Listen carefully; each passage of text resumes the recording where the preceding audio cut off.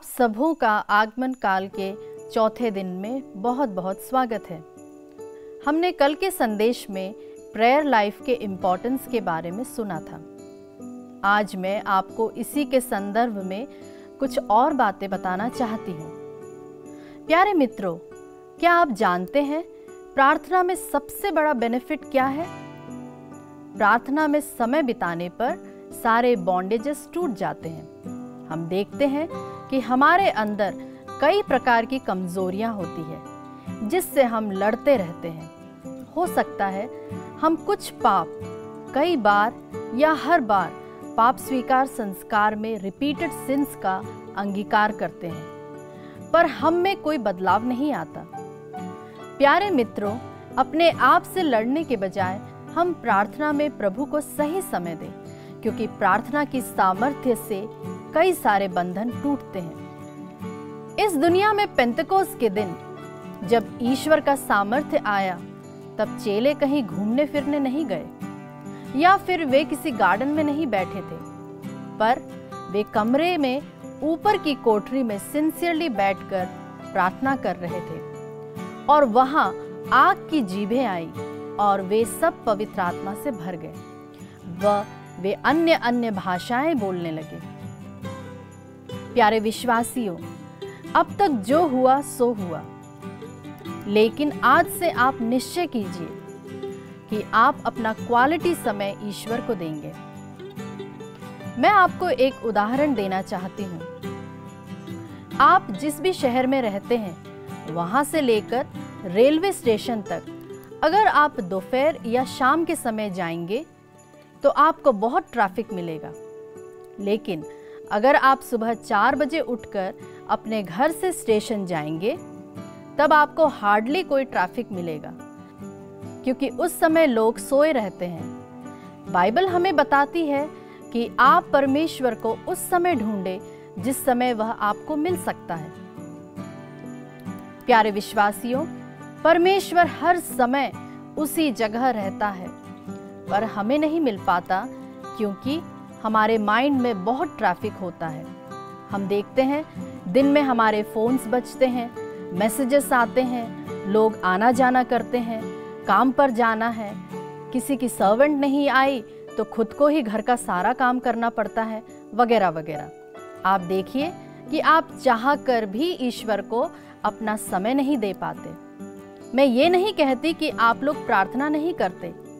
हो सकता है कि आप दोपहर या शाम को ईश्वर की उपस्थिति में बैठते होंगे, पर अगर आप प्रभु को सच्चे दिल से खोजते हैं, पवित्र आत्मा से भरना चाहते हैं और इस आगमन को फलवंत बनाना चाहते हैं, तो सुबह का समय सबसे बेस्ट है, क्योंकि उस समय हमारे दिमाग में इतने सारे थॉट्स नहीं रहते जिस तरह दिन में होते हैं।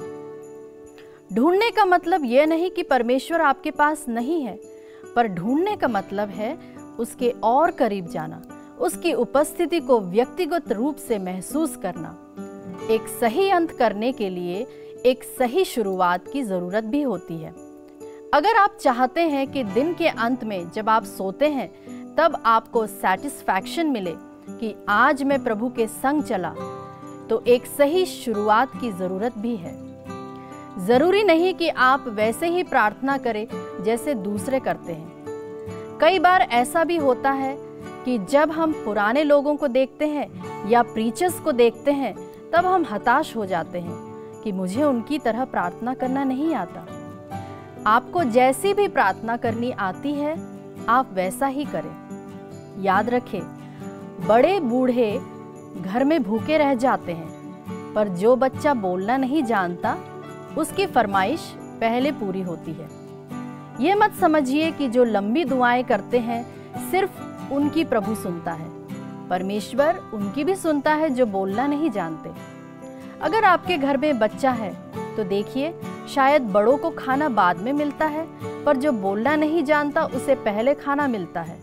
उसके एक्शन से लोग समझ जाते हैं कि उसको भूख लगी है, हाथ पैर हिलने लगते हैं। यीशु ने एक दृष्टांत सुनाया कि एक आदमी ने दाख की बारी लगाई। कुछ लोग 1 बजे आए, कुछ लोग 4 बजे आए, कुछ लोग 5 बजे आए।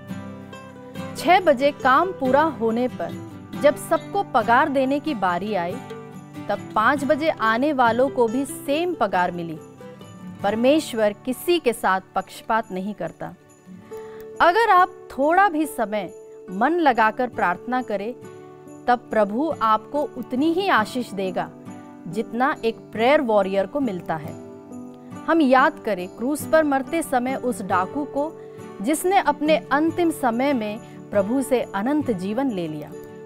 वो ना तो कभी चर्च गया, ना उसने कभी बाइबल पढ़ी, ना उसने कोई प्रार्थनाएं बोली। इसलिए प्यारे मित्रों, हम हिम्मत ना हारे, पर यह कृपा मांगे कि प्रभु हमें उस अनुग्रह के समय में प्रवेश करने की आशीष प्रदान करे।